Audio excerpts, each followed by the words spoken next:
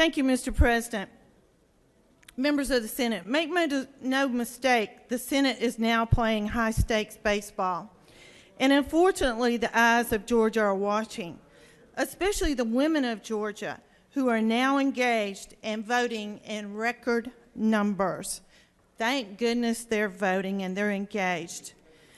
An AJC article, the Atlanta Journal-Constitution article yesterday, reported the Lieutenant Governor boasted the number of women who are leading the Senate committees had increased from 2 to 4. I quote the Lieutenant Governor, "We were able to double the number of female committee chairs. I think that's a good opportunity to take some incredibly strong talent here in the Senate and allow it to be strong voice in these committees as we go forward." Now let's see what kind of real opportunity these women will actually have chairing these extremely important committees with their strong voices. First, I'd like to congratulate the senator from the 6th, and she's chairing the Senate Judiciary Committee. That committee had a total, Special Judiciary Committee, had a total of 6 bills assigned during the 2017 and 2018 session.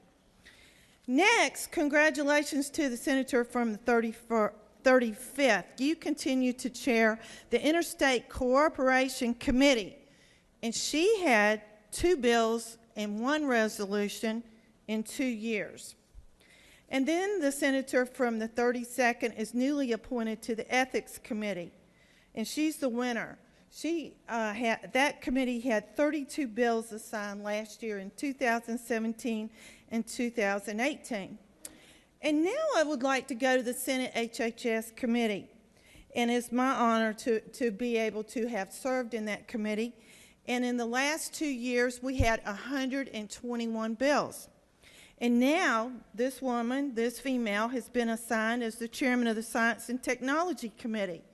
Well, I'm going from 121 bills, and that committee in 2 years had 3 bills and 4 study committees. I guess I don't have the correct skill set anymore. I don't know what happened. So you're going from 121 to just a few bills. Ladies of the Senate, we are not the pitcher, we're not the first baseman, we're not the second baseman, we're not the third baseman. I played shortstop. We're not the shortstop people. We're not even in the outfield. As a matter of fact, we're not even in the ballpark. We're outside, and we're outside looking over a fence, and we're climbing that fence, and we're trying to look into the ball field to see who's playing, and gosh knows, to see what the score is. I ask you, is that a winning game? My ouster as chairman was driven in large part by lobbyists and donors who want to strip mine the Georgia's health care system and not protect the safety net system. Let's really talk about what matters to women.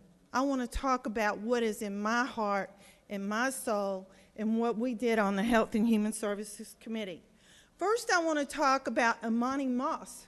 And all of y'all remember Imani Moss if you were in here. She's the 12-year-old little girl from Gwinnett County that was starved to death in Norcross, Georgia. She died in a bathtub. After she died, they didn't know what to do with her. DFACS had 5 interventions with her family. She was put in a garbage can, and her daddy rode around going to work with her in the back of a plastic garbage can. He didn't know what to do after several days. He took her to the apartment complex, and he burned her body in the back of an apartment complex. Let's talk about sex trafficking. That was a hot topic on the campaign trail. Well, lo and behold, guess where it originated? It originated in 2008 when I went to Angela's house. And I went to Angela's house as a former Grady nurse. And I looked under the bed at a safe house. And I thought I was going to see size 8 and size 9 shoes. I looked under the bed and I saw shoes that were this small, from 10 and 11 and 12-year-old little girls. And we have been on that journey of helping child sex trafficking victims for 10 years now. And we are to be commended because we did it as a body, and the women in the Senate led the way on it. I want to talk about two boys that died. One was 18 and 19 years old. They lived 4 streets apart. They died of a heroin overdose in my district. Because they had the same drug dealer when their drugs were delivered at 6:30 in the morning, and they died from a heroin overdose. What are we doing now? We created community rehab centers to be able to help those families that was put in the budget by the Health and Human Services Committee. I want to say thank you. I want to say thank you to all of you. I want to ask you about Alzheimer's. I want to talk about all the members in here that have had Alzheimer's and the family members that have had to take care of them. I want to talk about autism. Let me tell you one thing.